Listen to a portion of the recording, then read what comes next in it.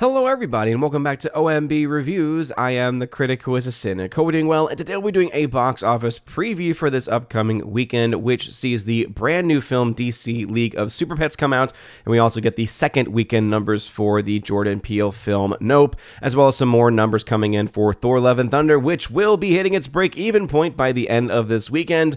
But just how much of a success is it actually when compared to some of the other films in the MCU's history? And the short answer is it's really not all that impressive, at least at this point, and it's not looking to be that impressive either, as it continues to underperform based off of those initial projections that were out. But before going any further into this and some other films, including Top Gun Maverick's new numbers, please make sure that you smash that like button, slap that fire button if you're watching over on Odyssey, and also make sure that you are subscribed to the channel with that bell notification. That way you know every time a video or live stream goes live on the channel. So, of course, big news is that DC League of Super Pets, the new DC animated universe film, I suppose this would be a part of, from Warner Brothers, is expected to open to $31.2 million, opening at over 4,200 screens. Can't say I'm really all that hyped for this movie. It just kind of looks like a silly kids movie, which I know that it is a silly kids movie, but there are some silly kids movies that actually make audiences, adult audiences, maybe want to go see them or actually want to go see them with their kids.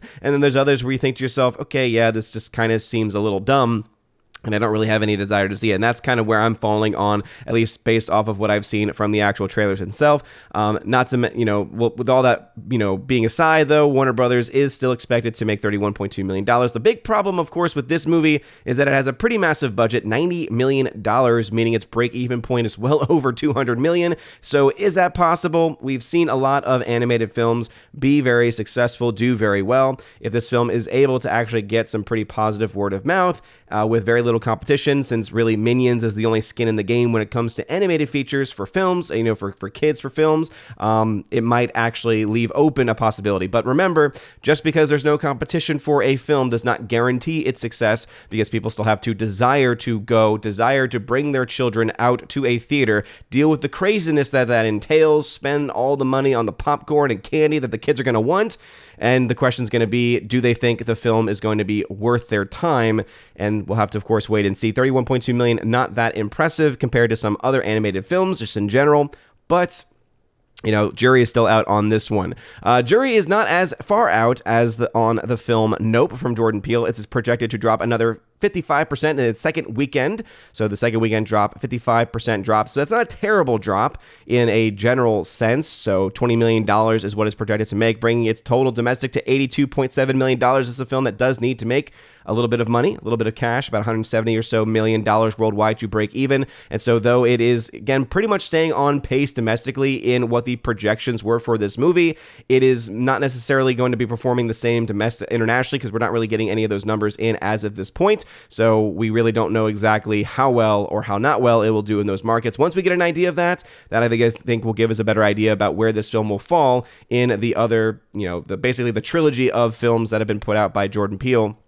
At this point, there's definitely still an opportunity for this film to be able to cap out around where those other films did, because even though they had very different starts, Get Out had a much slower start but had strong legs, whereas Us had a very strong start but then had very poor legs, or just didn't do nearly as well because of not nearly as positive word of mouth as the film Get Out had gotten. Nope is getting a very mixed word of mouth campaign, but started somewhere in between those two films, and so really the jury is out about whether or not this film is going to be able to catch up to those other two films in their long runs to get to the over $200 million worldwide, which would, of course, put it in the break-even position. We have to wait and see on that one. Thor Love and Thunder is indeed on the cusp of breaking even. It has just passed $600+ million, with a projected $13.5 million domestically. In addition to any of the numbers that it gets internationally, the film, therefore, is guaranteed to hit its $625 million break-even point, meaning the film it'll be profitable. It took them 4 weeks to get to this point, and that should already spell some trouble, that it took an MCU film, a Marvel film, a gigantic Disney production,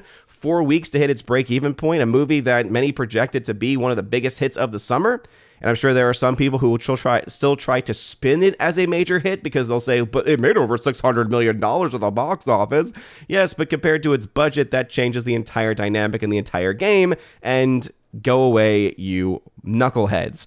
But anyway, so Thor: Love and Thunder expected to make 13.5 million, still hanging out in the top 3, but it might actually face some stiff competition from films like Minions, which is still out, been out a week longer than Thor: Love and Thunder, still projected to make $10.6 million, still at over 3,500 screens, seeing similar drops. So Minions still performing quite strong. This film has already easily made its money back, making tons of profit. Top Gun: Maverick also is set to hang out once again to continue to stay in the top 5, making another $9 million. This is like the 10th week of its release, only a 12% drop, still at over 3,000 screens, bumping up to $650 million domestically. You're looking at a film that's on pace where it could potentially even get close to that $675 million domestic number.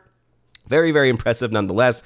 Top Gun: Maverick still has a good chance to hit $1.3 billion when everything is all said and done. Could we see that this weekend? I guess it might depend on some of the international numbers. If not this weekend, I could see it be maybe the next couple weeks where it could potentially hit that number, as it's already in the $1.2 billion range. And then, of course, rounding off all of these, we have Where the Crawdads Sing, continuing to hang on. Elvis, officially now breaking even. Officially, I can say Elvis has broken even. The Black Phone still making some money. A new film, Vengeance, which is a limited release. And then Jurassic World Dominion also still hanging around.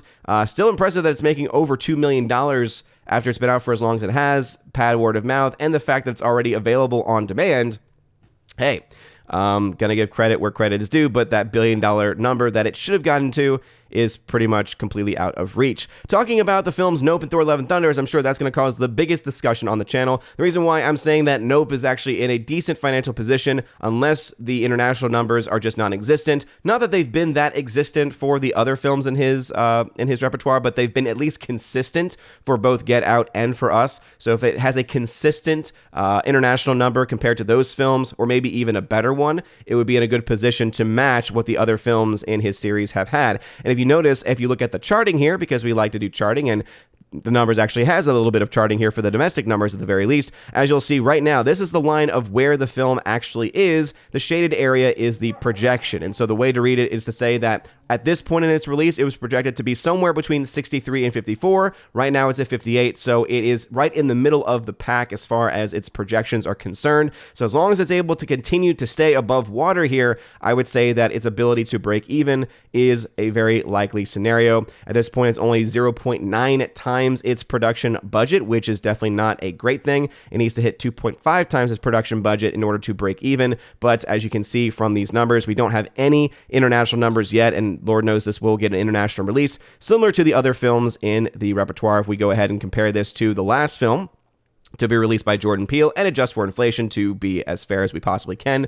As you'll see, Us was definitely doing a lot better than Nope was doing, had a much stronger start as well, was at around $90 million, whereas this film's at $58 million, and so there's definitely an argument to be made that the domestic number is going to be far off that $175 million mark that Us was able to get, but the big question, again, is going to be where that international number falls off. This movie needs to make about $170 million to break even, so as long as it's able to make just enough money domestically and just enough money internationally, it could still hit those waters, or rather still could, tread through those waters of breaking even profitability. But it will be a similar story to Thor: Love and Thunder's, where it's, yeah, you're making money, you're breaking even, but yeah, for a film like this where it should have made a little bit of cash compared to the other films that have made a little bit of cash, even though this is the largest production budget by a mile, with Us being the second largest, $68 million versus $20 million, it's a pretty large increase. However, Nope right now is in a position where this weekend, I think, will be a big tell, especially if we start getting some international numbers. Looking at the box office charting, because we love to do some charting, as I mentioned with DC League of Super Pets,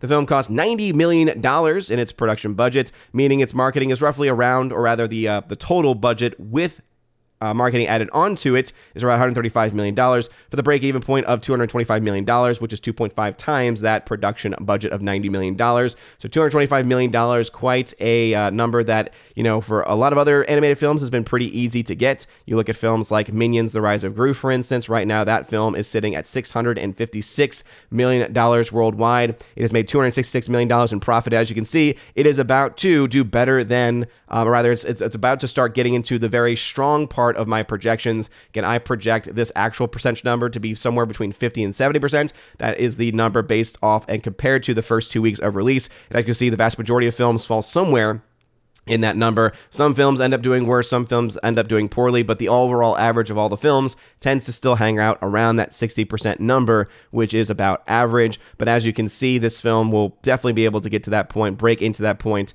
by the end of this weekend. Thor: Love and Thunder will probably get close to the 70s at this point, and as you can see, 607.7 million means it's currently 10 million in the red, and again, I think that's going to make that up by the end of this weekend. So hey, congratulations, Taika Waititi, you made a film that broke even and made a little bit of profit, but just how much will it actually make? I'm still leaning towards it making towards the smaller end of around 50 million in net gain profits. But when you compare that to the 266 million of net profit from Minions, the 306 million of net profit from Jurassic World Dominion, and the whopping $500+ million of actual net gain profit from Top Gun Maverick, and even the 272 million from Doctor Strange 2, keeping it within the MCU, you can see why it's really hard for anyone to, with a straight face, actually argue that Thor: Love and Thunder is a huge financial success or a huge box office success when it's so far below, or at least projected to be so far below, where many of these other films are. In fact, if the film is only going to end up making close to what the Black Phone has made, no digging against the Black Phone here, but if you look at the budget of those films, you look at the marketing behind those films, you look at the machines behind those films, and I think anyone would say, yeah, you know what? The big Marvel film shouldn't be making the same amount of net profit as the film The Black Phone, a rated R horror film that definitely has been doing quite well, especially amongst its audience. But I mean, I think hopefully most of y'all are a pretty smart audience. Y'all should be able to get why that would not be a good sign altogether. But those are the numbers as they stand. What do y'all think is going to happen? Do you think that DC League of Super Pets is going to be actually a really good film? That it's gonna blow everything off, blow the water up, do incredibly well domestically and internationally? Let me know in the comment section down below. Also, what are your thoughts about Nope second weekend? Do you think it's going to stay just around, again, those projections staying in the middle of the pack as far as the domestic numbers are concerned? Do you think it is going to end up having a decent international showing, as decent as some of the other, Jordan Peele films did? Or do you think that it's going to come in well below that number? Let me know that about anything else with Thor: Love and Thunder or even Top Gun Maverick in the comment section down below. If you like the video, smash the like button, love the fire button, and Odyssey. You guys are all amazing and beautiful people. Hope you all have a wonderful rest of your day. And as always, God bless.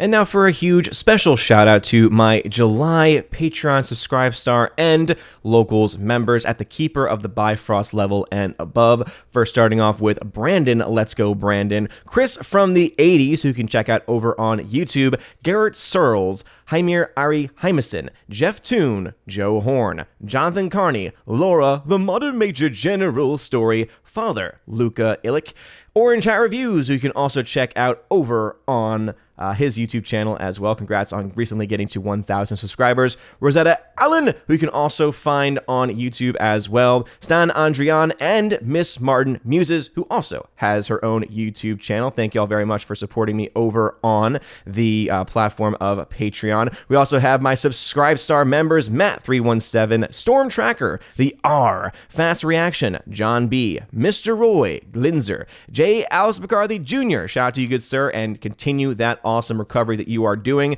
Dean Heiss, J-Rod, the Beer Guru, and ZK-Man. ZK-Man, you can find out over and follow him on Twitter as well. And we also have my Locals members. We have of course, the lovely and amazing Minnesota hockey fan. How about a hockey player? UAB